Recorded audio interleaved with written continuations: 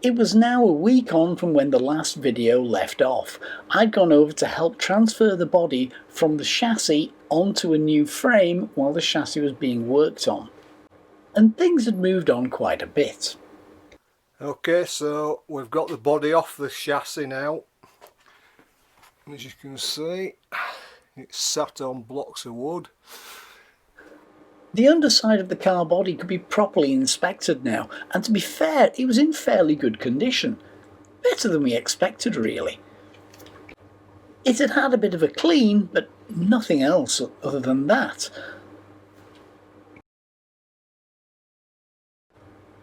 Gary had also separated the bell housing and the gearbox from the engine block, and was now separating the two sections so that he could clean up the inside of the bell housing and also send the gearbox off for reconditioning later. Another thing Gary wanted to do was replace the oil seals behind the flywheel and behind the belt pulley on the engine. Now, first off, he had to find a way of jamming the flywheel in place.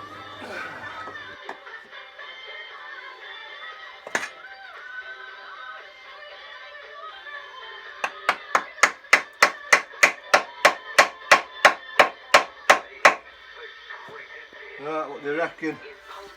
Well, if that ain't going to stop it, it's going to be a case of actually finding another way of locking the flywheel. We could always put this on as well, but I don't think it's going to do a lot. The wrench, as it turned out, was for me to hold, while Gary used a breaker bar at the other end to get the central bolt off. Well, speaking of WD-40, I was at, when we were up at Wilco's, Yeah. a huge tub of it. Right, what, 1 gallon, John? Yeah. Yeah. I thought, How much was it? I don't know, but I instantly thought of you. Yeah. Look at that. Where's washer gone?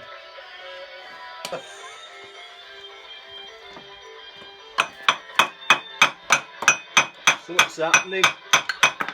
Whoop. Oh, that's the washer. Lovely.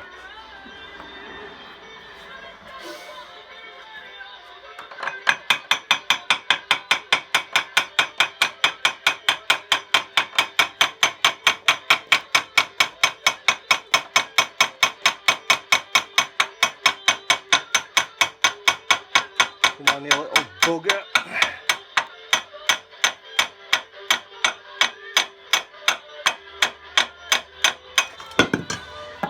Should have done that. No damage though, so we're alright. Right, guess that's the lip seal. Feels pretty hard and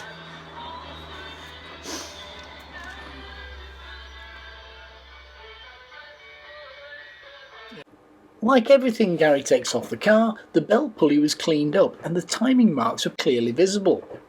The pulley, along with the washer and nut, were carefully stored so that it could be retrieved when the engine was reassembled later. A quick clean-up and comparison between the old oil seal and the new one showed that they had actually the same part number, despite being newer and a slightly different design.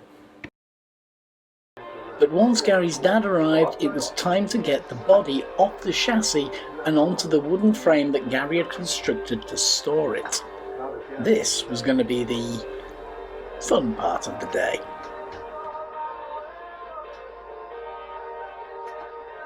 Getting the car body off the chassis onto the wooden frame constructed for it was going to be a series of manoeuvres. First of all, moving the car up to the first bit of the frame.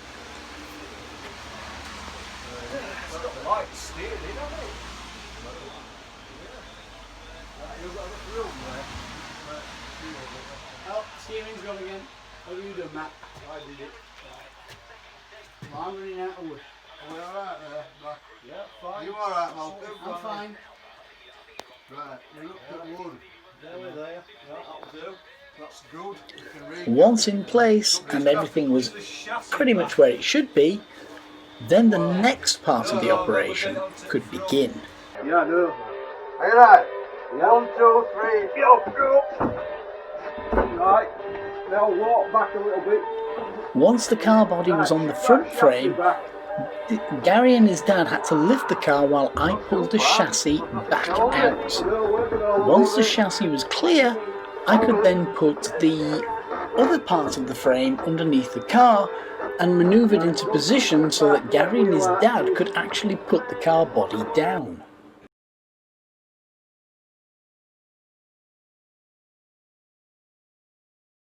Getting the rear frame in position though wasn't as easy as it sounded in theory, but once done, the chassis was free to be worked on from that point onwards without the body being in the way.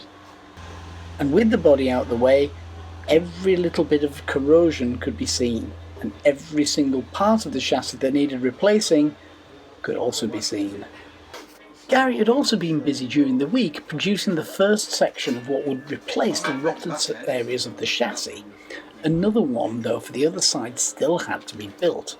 But first, it was time for my daughter to jack the chassis up so that the suspension could be stripped down and the brakes taken off so that the welding could be done.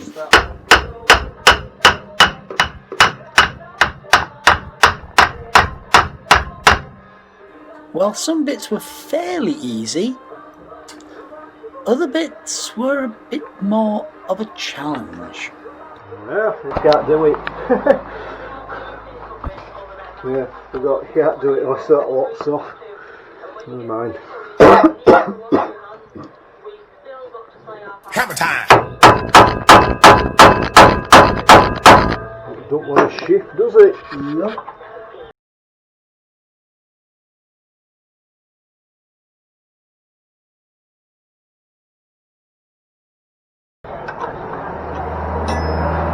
No, it's not that one. It could be that one over there.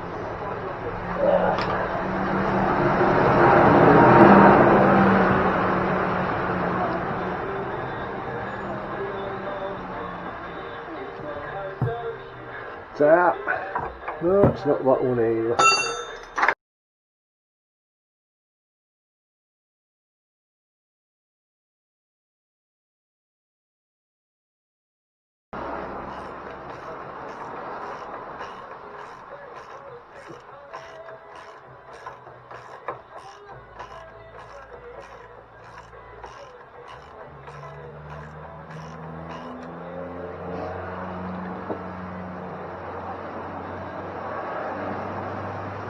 Yeah, nobody knows.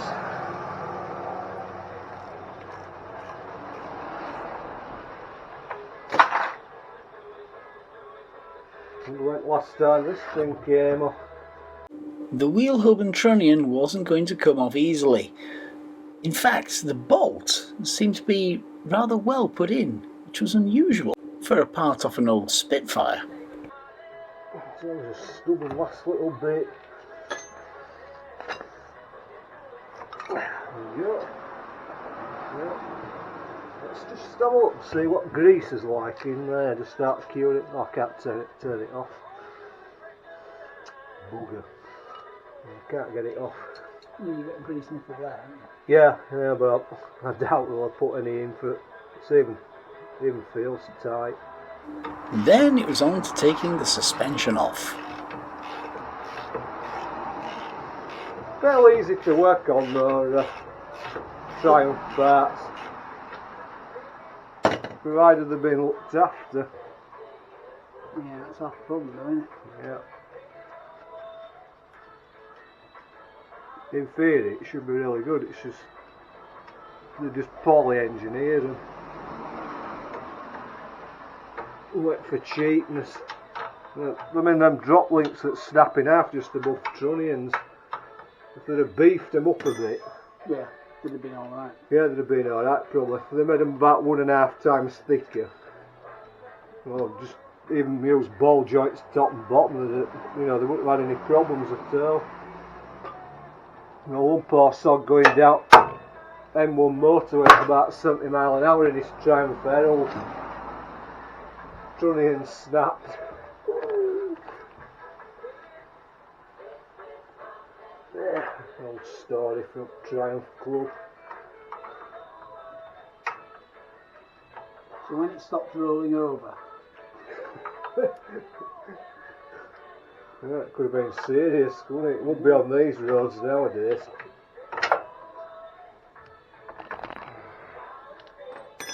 Hammer time!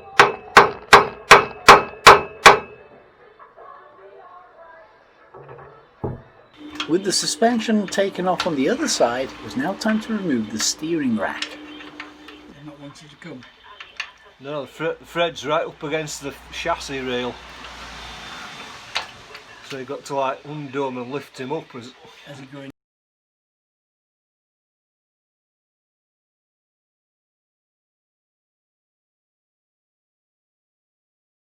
A week later, Gary had taken off the rear axle and was now replacing some of the smaller or thinner parts of the chassis to try and strengthen it up a bit.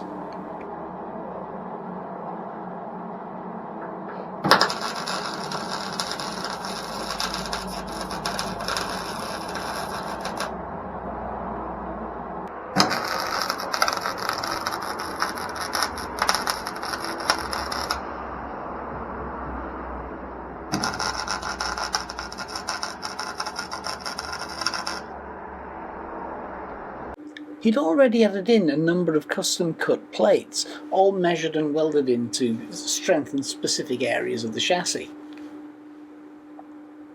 The idea behind this being to just give it a little bit more rigidity and strength when the whole thing was put back together.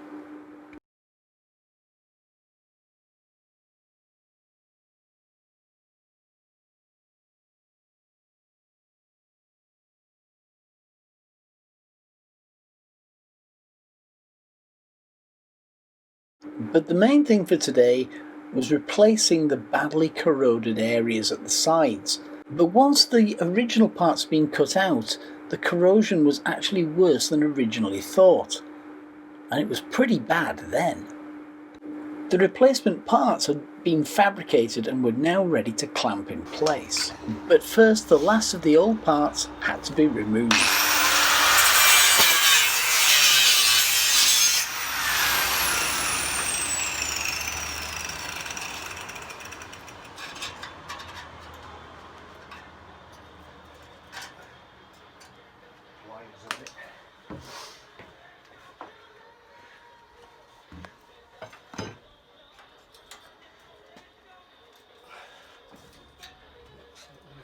yet. It's a bit of weld there. Watch your eyes.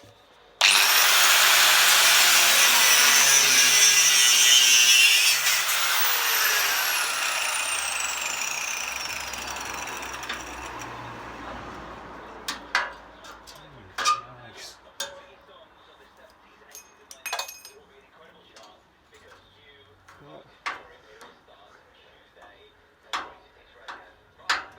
That's a sliver of old weld. With the new chassis section clamped into place, it was time to tack weld it so it would stay in position while Gary did the main seam welding. Whatever you do though, don't try this way of tack welding at home.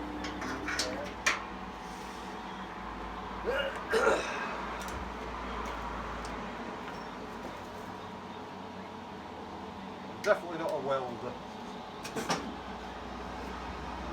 I never have guessed.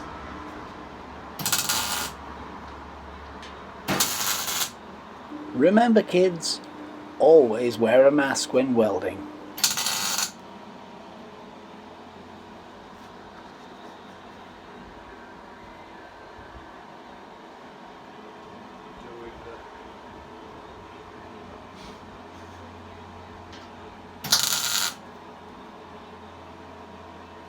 Like it this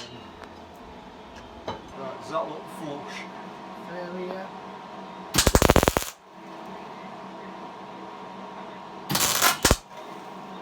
Bloody hell, feel bugger. You certainly look back. Tacking's the easiest bit. Right, now that little bit out, isn't that?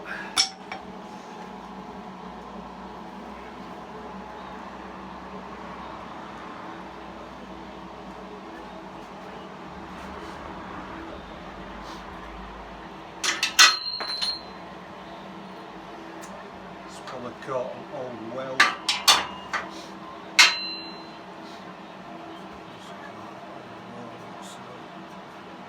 Just to come up slightly.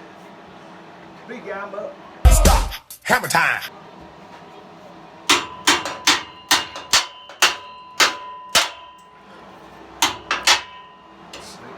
Saw that move. Stay. Now it was time to do the seam welding. You can see straight through this, it's an electronic one. Bloody brilliant. Tell you what, I wish I'd have got one of these years ago.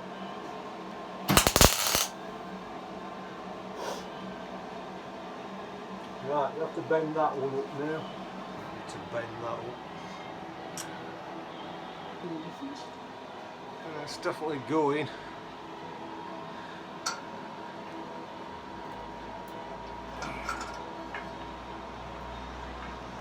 Slightly out though. Weld this top bit.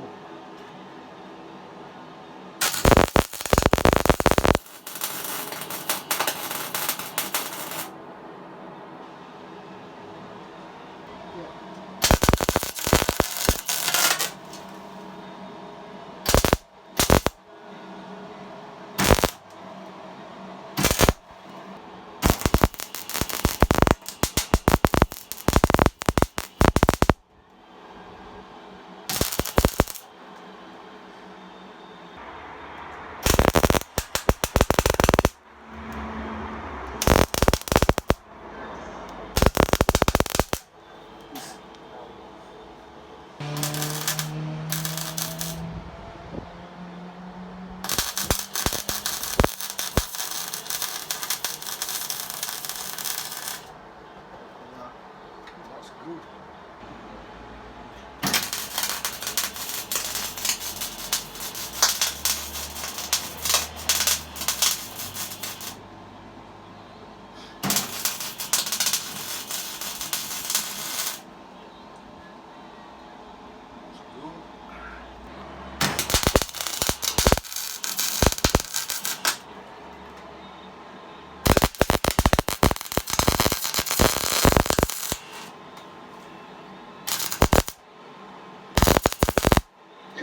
As the welding progressed, everything seemed to be going well.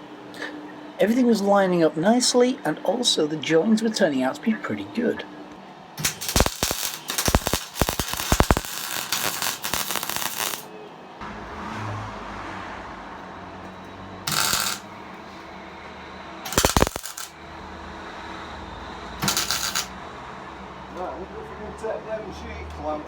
Only the last join needed to be done now, the one that was being held in place by the G-clamps, because the metal had slightly warped and moved out of position.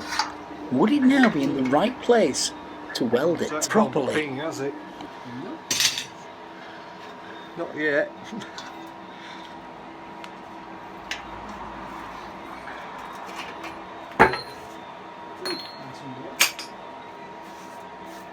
It's just gone slightly down that way, but I don't think it'll be a problem.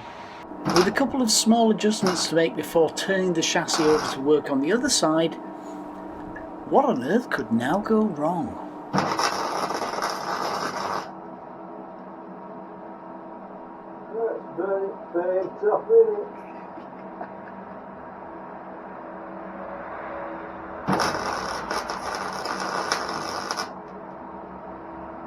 With all the welding now done and the paint ground off along with the rust, the chassis was now ready for shot blasting before going off for galvanizing. Another step closer to being rebuilt.